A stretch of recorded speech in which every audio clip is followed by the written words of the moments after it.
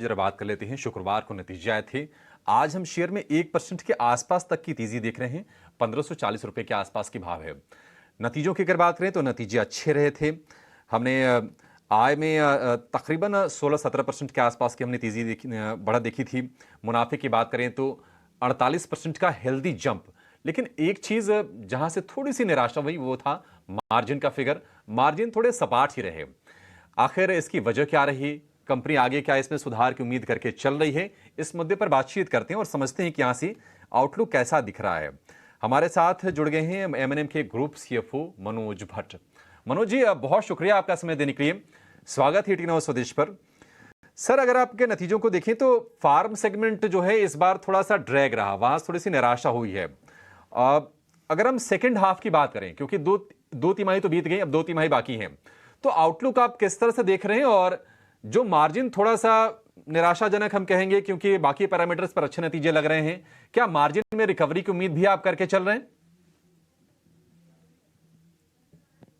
पहले मैं demand trend की बात करूंगा तो अगर जैसे कि आप जानते हैं कि F23 जो ट्रैक्टर इंडस्ट्री है वो ऑल टाइम हाई लेवल पे थी, एंड जो अभी हम ट्रेंड देख रहे हैं वो फ्लैटिश ट्रेंड देख रहे हैं, तो स्लाइट डिग्रोथ।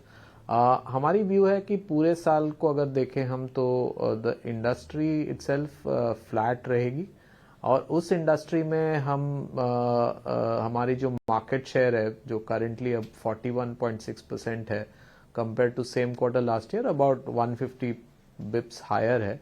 तो उस इंडस्ट्री में I think we will try to see कि हम मार्केट शेयर कैसे गेन करेंगे। एंड इसमें हमारे 2 लॉन्चेस भी नए आए हैं, ओजा और नया स्वराज, उनका भी इम्पैक्ट है in terms of good customer demand, but that's our view on the industry. दूसरी तरफ आप मार्जिन की बात करें तो अगर मैं करंट क्वार्टर में देखूं तो because of the new launches जो हमने किए थे plus some other reasons, there is approximately a one time impact of 0.9%. This ये Q2 मार्जिन्स में हमारी फार्म मार्जिन्स में है एम्बेडेड नंबर में। तो अगर हम Q3 की तरफ देखें तो Q3 में हमारी जो वर्ल्ड कप में हम जो स्पॉन्सर कर रहे हैं उनके एक्सपेंसेस आएंगे, तो उस पर भी इम्पैक्ट होगा। ब्रॉडली हम लॉन्गर टर्म देखें तो 17 to 19% मार्जिन रेंज हम ट्राई मेंटेन करते हैं, और farm margins have been steady, और उसी की कोशिश रहेगी हमारी। ओके, फार्म मार्जिन स्टडी रहे हैं आपके मिस्टर भट्ट। हमने देखा ऑटो एबिटा मार्जिन्स आपके इंक्रीज तो हुए हैं और ये एक ट्रेंड पे दिख रहे हैं quarter, but at the same time हमने थोड़ा सा टेपरिंग डाउन भी देखा है न्यू बुकिंग पे। इंडस्ट्री इस टाइम क्या एक्सपीरियंस कर रही है? किन लेवल्स पर आप ऑटो के एबिटा मार्जिन स्टेबलाइज होते हुए देखते हैं? अगर ऑटो मार्जिन्स की बात करें तो इस क्वार्टर में 7.9% है, और अगर मैं ईयर ऑन ईयर देखूं तो 200 बिप्स 2% की इम्प्रूवमेंट हुई है। Multiple reasons but largely driven by operational improvement and some price hikes over a period of time, also help by some commodity movement over a period of time. तो अभी जो हम देख रहे हैं पहले डिमांड की तरफ, तो demand has been fairly strong for us. हमारी जो ओपन बुकिंग्स है वो अभी भी 286 है, 286,000, एंड वो compare to last quarter of 292,000। So and bookings भी काफी स्ट्रांग है, अराउंड 51,000 की एवरेज बुकिंग चल रही है पर मंथ।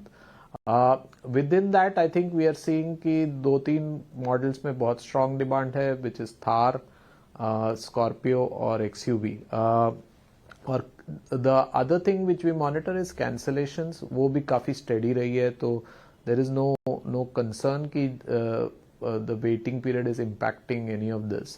तो हमारी तरफ से तो I think we are looking forward to continuing growth in auto, and looking forward to see how much what we can do on margins. हम कोई specific guidance नहीं दे रहे हैं इस point पे on auto margins. राइट, ठीक है। बहुत बहुत शुक्रिया मिस्टर भट्ट आज समय देने के लिए और ये सारे सवालों के जवाब देने के लिए। एमएनएम के नंबर्स पर हमसे ये बात कर रहे थे। नंबर्स हालांकि अच्छे आए थे और उसके बाद हमने एक ट्रेड भी होते हुए देखा है इस पर्टिकुलर स्टॉक में। बहुत बहुत शुक्रिया आज समय देने के लिए। बढ़ते आगे, एक आज की नई